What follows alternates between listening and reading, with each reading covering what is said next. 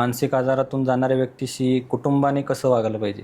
खूप सेन्सिटिव्हली वागलं पाहिजे, खूपच सेन्सिटिव्हली. म्हणजे अगदी लहान बाळाला नाही का आपण अगो करतो एकदम लाड वगैरे, त्या पद्धतीने, पण ते पण थोड्या काळासाठी.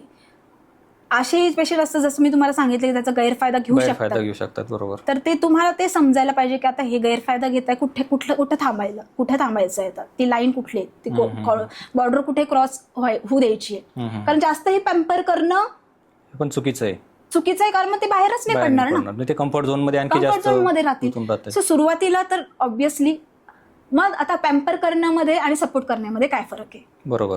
हा सगळ्यात मोठा प्रश्न इथे असतो. ऐकून घेणं सगळ्यात महत्वाचं.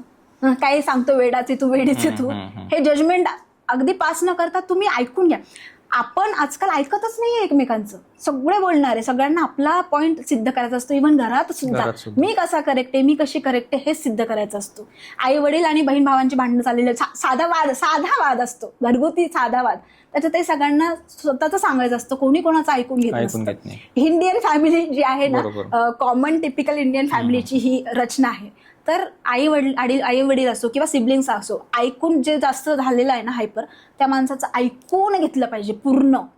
मग त्याला शांततेत कुठेतरी गार्डनमध्ये नेऊन पण ऐकलं पाहिजे त्याचं, किंवा मंदिरात नेऊन मग हळूहळू त्याच्याकडून गोष्टी काढून घेतल्या पाहिजे की काय काय होतंय, काय तो क्लिअरली स्वतःहून नाही सांगणार. मग तुम्हाला ती गोष्ट हे केली पाहिजे. मग तुम्हाला जर जाणवत असेल तर तुम्ही वेगवेगळ्या पद्धतीने त्याला हेल्प केली पाहिजे. त्याला कळलं नाही पाहिजे की मला सहानुभूती देते, कारण की अशी लोक असतात ज्यांना सहानुभूती बिलकुल आवडत नाही. अच्छा. हा, आणि काही लोक असतात जे सहानुभूतीचे भुकेले असतात. मला कुठून सिंपती मिळते, कुठून मला सिंपती मिळते, ते शोधातच असतात.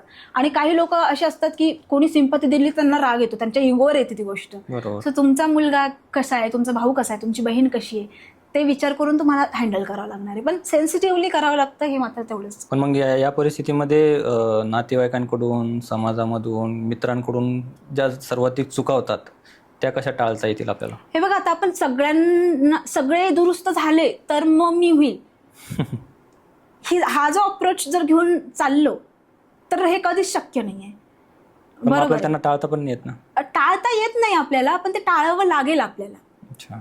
मग ते कसं टाळायचं याच्यासाठीच खरं तर ह्या सगळे सेशन्स असतात.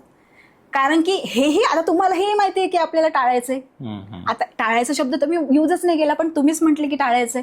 म्हणजे तुम्हाला हेही माहिती आहे की त्यांना इग्नोर करायचंय, ते चुकीचे आहे, त्यांना इग्नोर करायचं. इव्हन इतकंही तुम्हाला माहिती आहे, पण करता येत नाही. कारण की तुम्ही त्यावेळेस खूप सेन्सिटिव्ह झालेले असतात. बरोबर आहे.